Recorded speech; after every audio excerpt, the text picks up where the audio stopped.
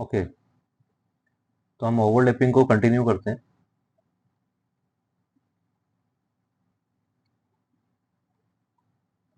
And this time we are taking hybridized orbitals. तो मैंने एक वीडियो अपलोड किया हुआ है ऑन दी हाइब्रिडाइजेशन, और कार्बन के पर्सपेक्टिव से मैंने आपको बताया था sp1 और sp simply, sp2 and sp3, these three types of hybridization are important. ठीक है, अब यहाँ पे हम देखते हैं ओवरलैपिंग के क्या क्या पॉसिबिलिटीज बनती है, कब एक्सियल होगा, कब लेटरल होगा, कब सिग्मा बॉन्ड बनेगा, कब पाई बॉन्ड बनेगा। ठीक है, तो first of all let's say कि sp3 हाइब्रिडाइजेशन है, sp3 hybridisation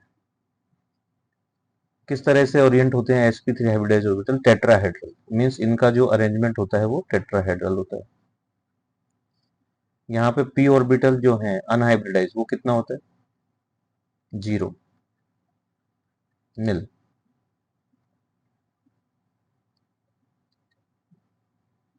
unhybridised p orbital 0 है।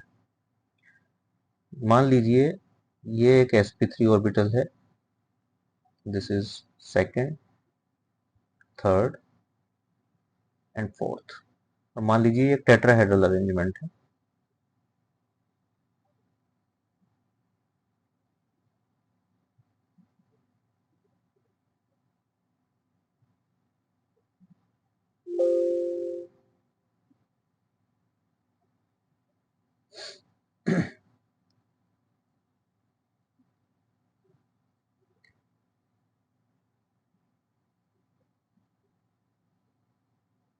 ओके,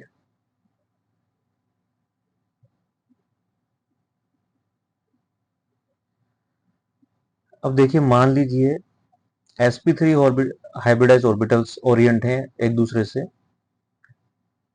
कोई s ऑर्बिटल यहाँ पे हाइब्रिडाइजेशन के लिए अपीयर होता है, सॉरी ओवरलैपिंग के लिए अपीयर होता है।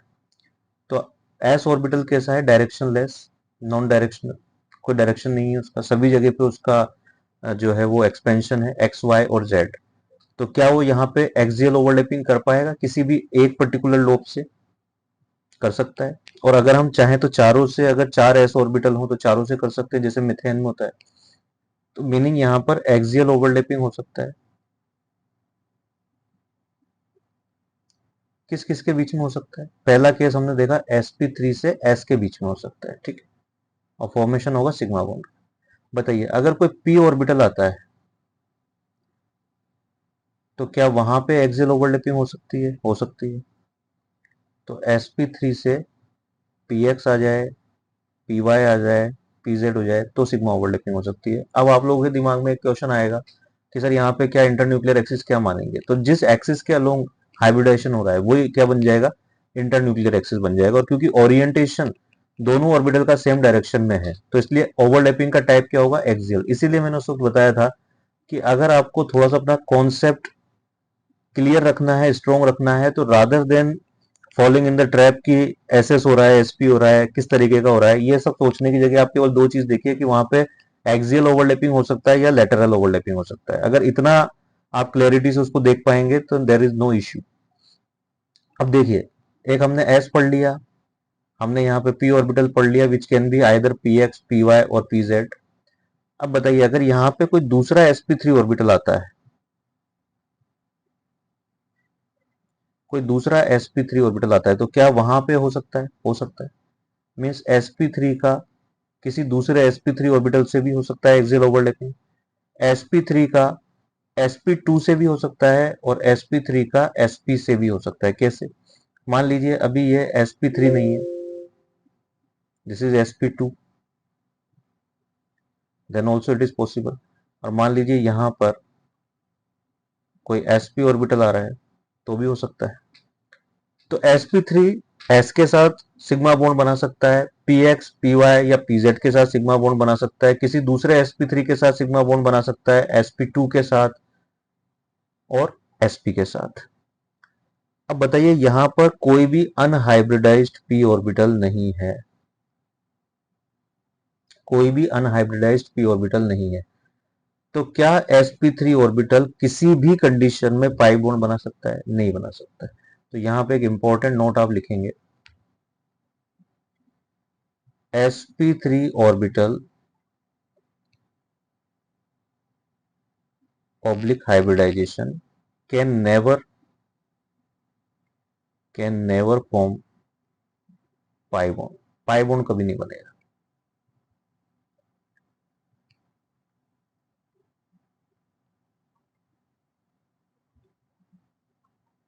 sp2 हाइब्रिडाइजेशन किस तरह की ओवरलैपिंग कर सकता है ये हम लोग देखते हैं। तो पहले sp2 हाइब्रिडाइजेशन को समझते हैं, जैसा वहां पे मैंने आपको समझाया हुआ था। There are 3 sp2 hybridized orbitals at the 120 degree to each other, oriented towards the corners of a equilateral triangle.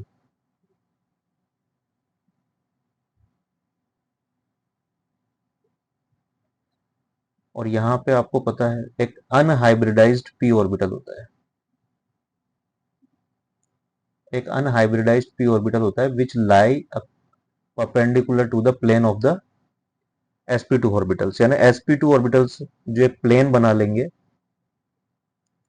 एक ट्राइगोनल प्लेनर बना लेंगे। ट्राइगोनल प्लेनर अरेंजमेंट होता है, ट्राइगोनल प्लेनर अरेंजमेंट होता है। तो ऑब्वियसली जब प्लेनर अरेंजमेंट है तो प्लेन में लगे हुए हैं, उसके परपेंडिकुलर एक p ऑर्बिटल है। मींस यहाँ पे अनहाइब्रिडाइज्ड p ऑर्बिटल 1 है। क्लियर। अब हम पॉसिबिलिटी देखते हैं कि किस किस टाइप की बॉन्डिंग हो सकती है। बताइए, अगर कोई sp2 ऑर्बिटल के पास में s ऑर्बिटल आता है, again it is non directional, तो एक्सियल ओवरलैपिंग हो पाएगी, एक्सियल ओवरलैपिंग हो पाएगी। और क्या क्या केसेस बनेंगे? पहला केस sp2 के साथ s ऑर्बिटल ओवरलैपिंग कर सकते हैं, there will be formation of sigma bond. Second, बताइए अगर यहाँ s ऑर्बिटल ना आकर के कोई p ऑर्बिटल आता है, अगर यहाँ s ऑर्बिटल ना आकर के कोई p ऑर्बिटल आता है, आप डायग्राम को देखा,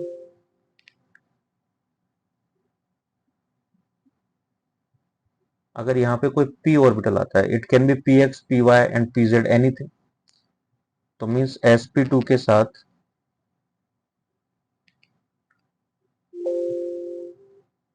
कलर में सेम रखता हूं ताकि वो थोड़ा सा सही से दिखेगा आपको। तो sp2 के साथ px आ जाए, py आ जाए या pz आ जाए तो भी एक सिग्मा बॉन्ड फॉर्म हो जाएगा। ठीक है। थर्ड, मान लीजिए it is not p orbital, rather it is a hybridised orbital of sp3, तो भी हो सकता है। sp3 की जगह अगर sp2 आ जाए तो भी हो सकता है। Means again we can make 3 cases, again we can make 3 cases of sp2, sp3, sp2, sp2, sp2, sp, and all three will form sigma bond। यानी कि sp2 का s के साथ या px py pz के साथ या किसी दूसरे sp3 के साथ, sp2 के साथ, sp के साथ भी ओवरलैपिंग होकर के एक सिग्मा बॉन्ड बन सकता है। And the kind of overlapping will be axial overlapping. Overlapping कौन से टाइप का होगा? एक्सियल।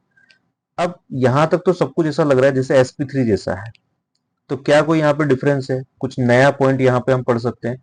तो यहाँ पे क्या चेंज आ गया है कि एक p ऑर्बिटल हमें मिल रहा है अनहाइब्रिडाइज्ड, उसने अभी तक ना बॉन्डिंग में पार्टिसिपेट किया है ना हाइब्रिडाइजेशन पार्टिसिपेट किया है। तो क्या वो बॉन्डिंग में पार्टिसिपेट कर सकता है? किस टाइप की बॉन्डिंग में पार्टिसिपेट कर सकता है? तो first of all you have to keep in your mind, then whenever it is time to form a sigma bond, then only hybridized orbital will participate preferentially in the sigma bond formation, because the bond formed by a hybridized orbital is much stronger than unhybridized orbital। उसका logic मैंने आपको बताया था, उसका directional property ज्यादा है, उसके अंदर s ऑर्बिटल का परसेंटेज आने की वजह से उसका न्यूक्लियस से नियरनेस ज्यादा है।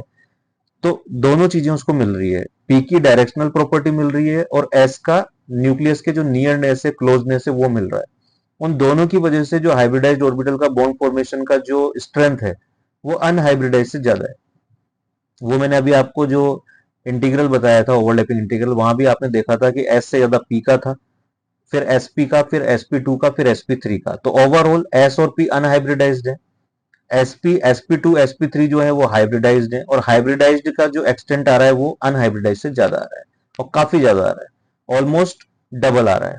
ठीक है ना, sp का 1.72 था, sp2 का जो था वो 1.93 था, और sp3 का सॉरी sp2 का जो था वो 1.93 था, sp का 1.93 था, sp2 का 1.99 था, और sp3 का 2.00 था। तो सभी 1.9 से ज्यादा फॉल कर रहे थे, तो which is almost double two S orbital. S का 1 था, पी का 1.72 माना था हम लोगों ने, पढ़ा था। ठीक है, तो यहाँ पे एक कंडीशन और बनती है, that is of lateral overlapping, कि यहाँ पे लेटरल ओवरलैपिंग हो सकती है। अब वो लेटरल ओवरलैपिंग कैसे होगी और किस किस कंडीशन में होगी? तो देखिए, मान लीजिए ये एक sp2 ऑर्बिटल है, और ये कोई दूसरा sp2 ऑर्बिटल है, और इनके बीच में sp2 के बीच में एक्सियल ओवरलैपिंग होकर के एक सिग्मा बॉन्ड फॉर्म हो चुका है। ठीक, तो लेटरल ओवरलैपिंग की कंडीशन फुलफिल हो चुकी है, एक्सियल ओवरलैपिंग हो चुका है, सिग्मा बॉन्ड फॉर्मेशन हो चुका है। अब हम देखते हैं यहाँ पे क्या कंडीशन बनेगी। तो आप लोगों को पता है कि अगर मैं ये एक प्लेन मान लूं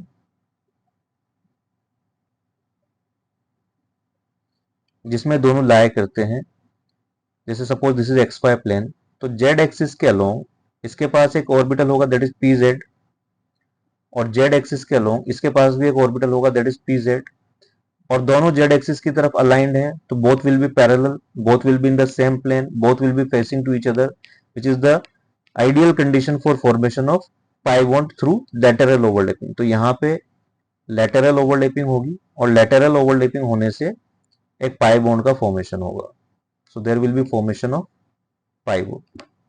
तो मीनिंग क्या हुआ कि पहला कंडीशन बनता है कि अगर sp2 का sp2 के साथ एक्सियल ओवरलैपिंग हो, तो जो p और p है उसके बीच में पाई बॉन्ड बन सकता है, यानी sp2 का एक्सियल होगा, उसके बाद p और p के बीच में पाई बॉन्ड बन सकता है। क्या sp3 के साथ भी ऐसी पॉसिबिलिटी? तो अभी हमने प्रीवियस स्लाइड में देखा है sp3 तो कभी पाई बॉन्ड बनाएगा ही नहीं। अब बचता है sp ऑर्बिटल। तो sp ऑर्बिटल के पास आपको पता है देयर आर 2p ऑर्बिटल्स। तो यहाँ पे अगर हम इसको समझें, नेक्स्ट स्लाइड में समझते हैं थोड़ा अच्छे से, आप लोग देखना। This is sp2। अब मान लीजिए यहाँ पे एक sp ऑर्बिटल के साथ इसका एक्सियल ओवरलैपिंग हुआ है, और एक्सियल ओवरलैपिंग होने से यहाँ पे सिग्मा बॉन्ड फॉर्मेशन हो गया। अब देखिए, यहाँ इसके पास एक p ऑर्बिटल है, एंड दैट इज pz। अगर मैं इसको एक्स वाई प्लेन मानता हूं, तो अब यहाँ पे क्या क्या अवेलेबल है? यहाँ पे अगर ये एक्स एक्सिस के अलोंग हो रहा है, तो मैंने उस दिन आपको बताया था एसपी में फॉर्मेशन में क्या पार्टिसिपेट कर सकता है, एस प्लस पी एक्स, या एस प्लस पी वाई, या एस प्लस पी जेड। तो पी एक्स ने तो यहाँ हाइब्रिडाइजेशन कर लिया, तो रिमेनिंग क्या बचा? एक तो पी जेड बचा है, और साथ में इसके पास एक पी वाई भी है, एक पी वाई भी है, उससे अभी हमें कोई मतलब नहीं है। तो यहाँ पे इन पी जेड के बीच में भी ओवरलैपिंग हो सकता है, lateral overlapping. Means second case जो बनता है, मैं प्रीवियस स्लाइड पे ही इसको बना रहा हूँ, नोट्स के हिसाब से आपको इजी रहेगा। sp2 sp अगर एक्सियल होता है, तब भी यहाँ पे pp ओवरलैपिंग होकर के एक पाई बॉन्ड बन सकता है। तो that is a very important concept. Axial overlapping आपको समझना है, sp2 का s के साथ हो सकता है, px py और pz के साथ हो सकता है, sp3 sp2 sp के साथ हो सकता है। अब एक इंपॉर्टेंट पॉइंट जो है वो है कि यहाँ पे लेटरल ओवरलैपिंग के लिए क्या हमारे पास स्कोप है। तो लेटरल ओवरलैपिंग में sp2 का हो सकता है axial overlapping, which will give to pp pi bond, और sp2 का sp के साथ हो सकता है, वहां पर भी पाई बॉन्ड फॉर्मेशन होगा। तो these two cases are very important. यहाँ पे सिग्मा बॉन्ड भी बन सकता है, तो यहाँ पे मेरे को लिखना चाहिए सिग्मा ओनली, और यहाँ पे लिखना चाहिए सिग्मा प्लस पाई। मीन्स अगर sp2 का sp2 के साथ होता है, तो वहां क्या बनेगा? सिग्मा प्लस पाई। अगर sp2 का sp के साथ होता है तो वहां पर भी क्या बनेगा, सिग्मा प्लस पाई। ठीक है, अभी हम लोग देखते हैं third case, sp hybridisation.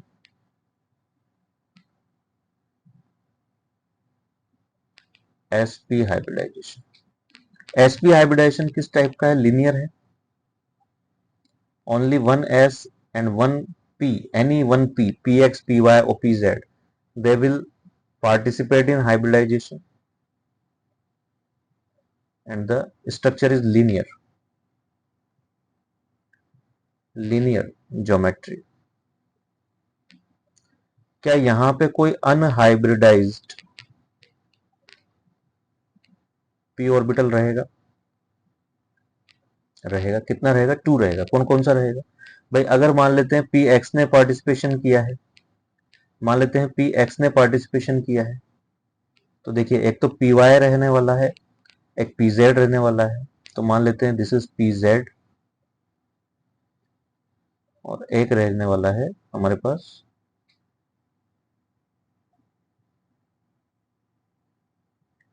P y. Okay, so p z I am assuming to be upward and downward, यानी आधा ऊपर है और आधा नीचे है in the plane of the board, और पी वाई में अज्यूम कर रहा हूं आधा अंदर है आधा बाहर है। ओके, इस तरीके से हम मान सकते हैं। आप ऑब्वियसली इनको इंटरचेंज कर सकते हैं, चाहे तो आप इसको पी वाई और उसको पी जेड मान सकते हैं, उससे कोई फर्क नहीं पड़ेगा। अगेन अगर हम केसेस लें तो फर्स्ट केस लेते हैं एक्सियल ओवरलैपिंग।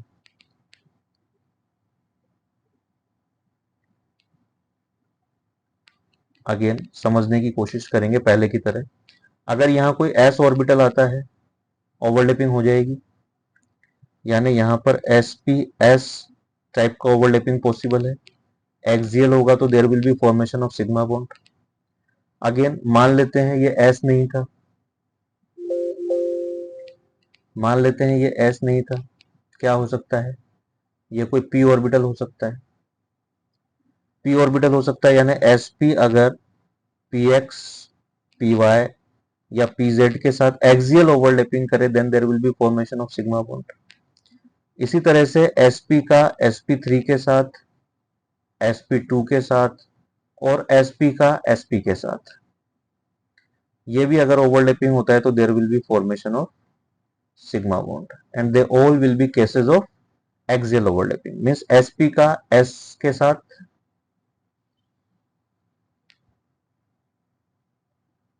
sp का s के साथ, px py pz के साथ, sp3 के साथ, sp2 के साथ, sp के साथ, किसी के भी साथ अगर एक्सियल ओवरलैपिंग होता है तो there will be formation of sigma bond. Now we are more interested in lateral overlapping, क्योंकि वही यहाँ पे डिफरेंस क्रिएट करने वाला है। तो अभी हम देखते हैं कि लेटरल ओवरलैपिंग के लिए हमारे पास क्या स्कोप है। तो अगर आप ध्यान दें प्रीवियस स्लाइड पे, तो एक केस तो हम वहीं पे डिस्कस कर चुके हैं कि अगर sp2 और sp मिलते हैं तो उनके पास एक्सियल होने के बाद लेटरल ओवरलैपिंग होने का चांस रहेगा pp वाला। दिस इज लेटरल, आप समझ जाना, कंफ्यूज नहीं होंगे। एक्सियल लिखा है तो वो एक्सियल लिखा है, पहले एक्सियल होगा किस किस के बीच में, sp2 के बीच में, फिर यहाँ पे pp के बीच में लेटरल ओवरलैपिंग होगा, पाई बॉन्ड बनेगा। ठीक है, तो यहाँ पे उस केस को रिपीट ना करते हुए एक तो मैं सीधा लिख सकता हूँ कि sp का sp2 के साथ हो जाएगा पाई बॉन्ड फॉर्मेशन। अब remember again, that's why I am trying to write very cautiously कि sp का पाई बॉन्ड नहीं है, sp का तो क्या है, सिग्मा बॉन्ड है। तो पहले मैं इसको थोड़ा करेक्ट कर देता हूँ कि यहाँ पे फर्स्ट ऑफ ऑल क्या बन रहा है, सिग्मा बॉन्ड, देन फिर लेटरल ओवरलैपिंग से पीपी ओवरलैपिंग होकर के क्या बन रहा है, पाई बॉन्ड। तो अगर आप इस वाले केस को देखें sp तो यहाँ सिग्मा के साथ साथ क्या बन जाएगा, pi. Now we discuss sp। देखिए ये sp ऑर्बिटल है, ये दूसरा sp ऑर्बिटल है, इनके बीच में सिग्मा बॉन्ड बन गया। अब जो ऑर्बिटल अभी अनहाइब्रिडाइज्ड बचे हैं उनमें कौन कौन सा ऑर्बिटल है, एक तो है इसके पास P Z,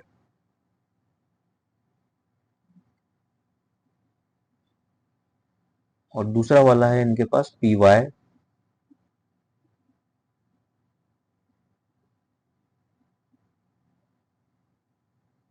P Y,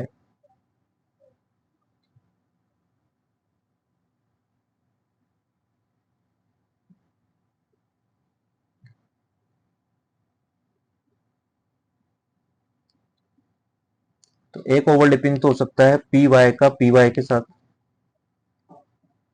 P Y का पी वाई के साथ, और एक पाई बॉन्ड बन सकता है लेट से पाई वन। दूसरा जो ओवरलैपिंग हो सकता है वो हो सकता है पी जेड का पी जेड के साथ। ऑरेंज वाले कलर पे आप देखेंगे यहाँ पर अनदर पाई बॉन्ड बन सकता है पाई टू, मीन्स यहाँ पे हो जाएगा sigma plus pi one plus pi two, और I can say sigma plus two pi, means when two sp hybridized orbitals overlap axially, then there are chances of formation of two more pi bonds, that is a triple bond. Okay, so these are some basic concept of hybridization, oh sorry, overlapping, that how hybridized orbital can overlap with unhybridized as well as hybridized orbitals to give either sigma bond or pi bond. So in nutshell, you have to learn one thing, that there are only two types of bond which can be formed, sigma bond and pi bond. And sigma bond from axial overlapping and pi bond from lateral overlapping. I am giving stress again and again on this thing, like don't go for particular cases, else you will be mad about the complexity. There are so many cases, you can form any number of cases, you can fill your 10 to 15 pages of your notebook without learning anything. So just go for two types of overlapping, axial and lateral. Whenever axial overlapping occurs, sigma bond will be formed. Whenever lateral overlapping occurs, there will be formation of pi bond. At most, one sigma bond can be formed between two atoms. At most, two pi bonds can be formed between two atoms. Okay, ठीक है.